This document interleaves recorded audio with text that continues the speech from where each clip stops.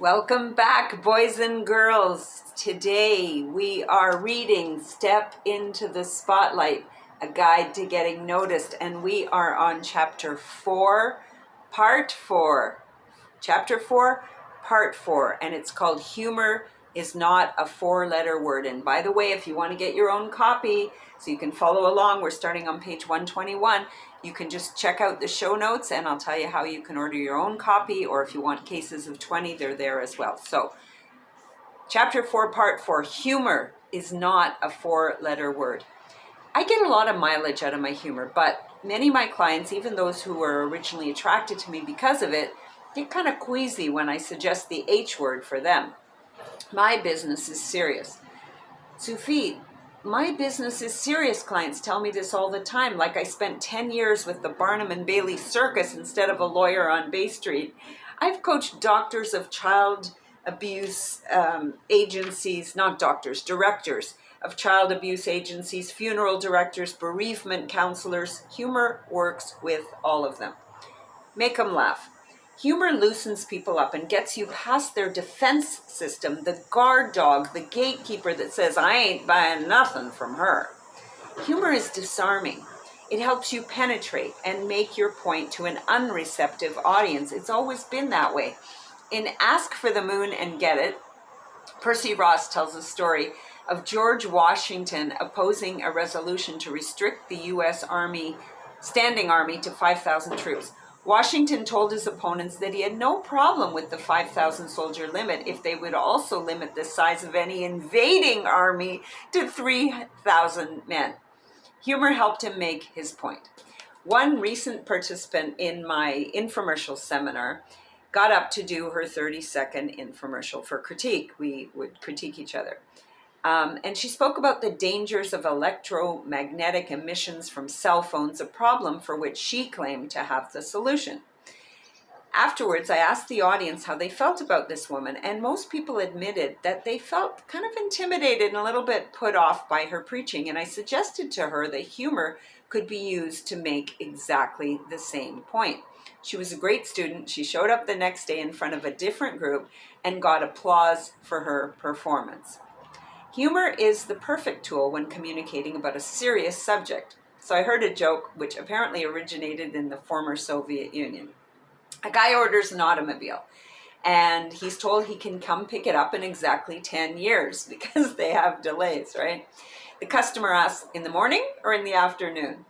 Well, the guy says, because the plumber's coming in the morning.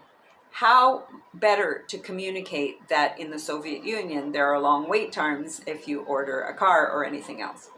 Humor also allows you to say things you might not otherwise dare say. It takes the edge off. There's an urban legend about a hairdresser that was actually reenacted by an entrepreneur that I know, Diane.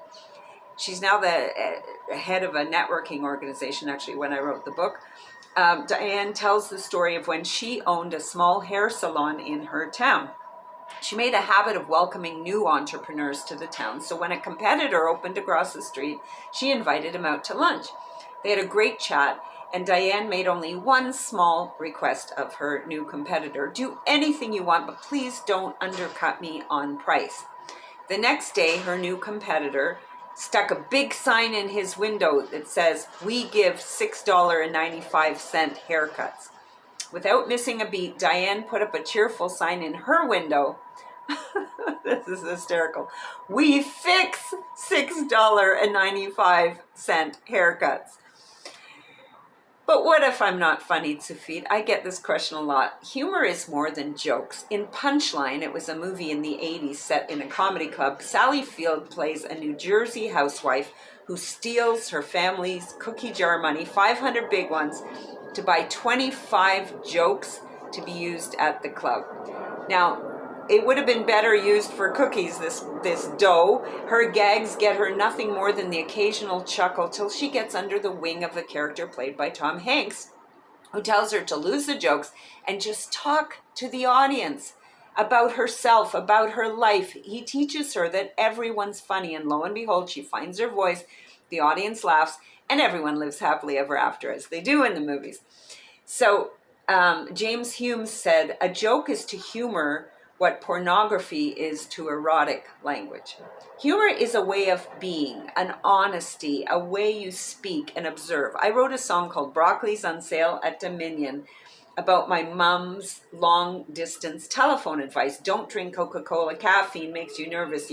No, I don't give advice, but don't buy dishes. I've got lots. I'll bring you. I got them. I'll have price, whatever. I've had Filipinos, Hungarians, Koreans come up to me after I sing this and say, Tsufit, that's my mother. Actually, Italians make some of the best Jewish mothers. Enrico, vogliono finish your spaghetti. That's a Jewish mother. What's funny is how universally true it is. Humor is observation about life's truths. Humor is an openness. Humor is color. If you throw in a bit of wit, even better. Most people are funny sometimes, but they're afraid to do it in public. I don't know why. I have a client who's a funeral director. She says, I'm funny on weekends. What a waste. Another one of my funeral director clients, I had a few at the time. She's a hoot and a half when it comes to communicating her fun and her authenticity. And you know what? She attracts people. Don't send in the clowns. Now, if you go to business functions, which you should, you may be encouraged to use corny taglines, which you shouldn't. Memory hooks, as BNI calls them, are a great idea, but proceed with caution. A lot of them get pretty damn cheesy. And I won't list any examples here because I don't want to offend the people using them, but you've heard them too, right? Just remember, funny good, goofy bad. If it has nothing at all to do with what you do, don't say it just to give a bad pun. I'll give you a list of great titles later in this chapter. Sorry, not titles, lines, great lines. Anyway, a comic says funny things and a comedian says things funny. There's more than one way to get a laugh. My kids used to love watching the TV show Everyone Loves Raymond. And I noticed that Ray never actually says anything funny. It's just that every time he says anything, he makes facial expressions and somehow he gets a laugh. He reminds me of Jackie Gleason back in the olden days in the Honeymooners shows. One glance and his audience was rolling in the eyes. Some comedians like Stephen Wright get laughs by saying everything in a deadpan, monotone voice. Exaggerating traits that you already have is enough to get you laughs. I once got upped by an accountant, damn those accountants, who did just that. We were at a networking meeting. I just mesmerized them with my 30 seconds. And on previous occasions, this accountant had been deadly boring, but this time she was absolutely brilliant.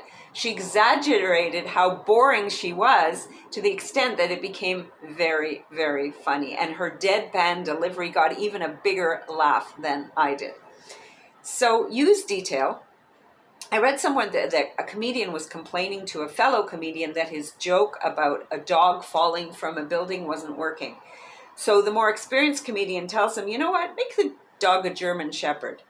And it worked. The guy got a laugh. Detail helps. We've got to be able to see what you're saying. The squash book sold 1,500 copies, but the zucchini book, same book, different name, different cover, sold 300,000 copies. Details add color. Details also add credibility. Procter & Gamble must have realized that 99 and 44 100%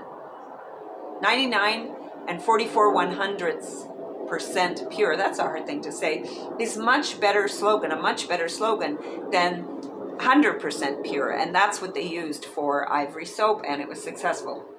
And they'll tell two friends, and they'll tell two friends. Remember that commercial? I'm not saying it's easy. Any comedian will tell you that comedy is hard work. Check out, by the way, Jerry Seinfeld has this documentary made in 2002.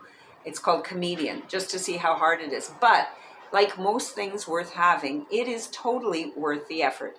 Using humor in your presentations will make it more likely that what you say will be repeated by your audience to others, increasing your exposure. Most people appreciate the color, flavor, and humor in others, but they recoil from adding it to their own presentations. Why? I don't think it's the work that people are afraid of. Frankly, I think that most people just, even though they secretly want to get noticed, they're actually embarrassed to stand out. So it's totally up to you. You don't have to incorporate humor into your presentations or into your marketing any more than you have to incorporate broccoli. I've used broccoli twice before now, but my mom says it's good for you, so there's that. So that was chapter 4, part 4 of Step into the Spotlight, a guide to getting noticed. We started on page 121. We finished on page 126. And just in case you're following in your very own copy, which you can get at, thanks for asking, which you can find in the show notes how to get it. Order your own copy, order a case of 20, and we will continue next time when we're back with part 5 of chapter 4. And by the way, chapter 4 is called Is This Thing On? So I will see you in the spotlight. Ciao, ciao.